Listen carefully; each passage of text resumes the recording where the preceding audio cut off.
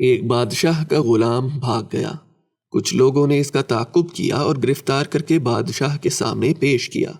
वजीर को इस गुलाम से ख़ास दुश्मनी थी। इसने बादशाह को मशवरा दिया कि इसको कत्ल कर दिया जाए। गुलाम ने हाथ बांधकर अर्ज़ की, क्योंकि मैं हुजूर का नमक खाकर पला हूँ, इसलिए नहीं चाहता कि क़यामत के दिन आप पर मेरे नाहक कत्ल का इल्ज़ाम लगाया जाए। अगर आप इजाज़त दें तो मैं इस वज़ीर को मार डालूं। इस सूरत में मेरा कत्ल जायज़ होगा। बादशाह हंस पड़ा और वज़ीर से कहा, अब बता तेरी क्या राय है? इसने कहा, जहाँ पनाह, मेरी राय में ये मुनासिब है कि खुदा के लिए अपने वालिद मोहतरम की कब्र के सदक़े में इसको आज़ाद कर दीजिए, ताकि ये मुझे किसी मुसीबत में ना फंसा दे। जब तू किसी दुश्मन पर तीर चलाए तो ये जान ले कि तू भी इसके निशाने पर है।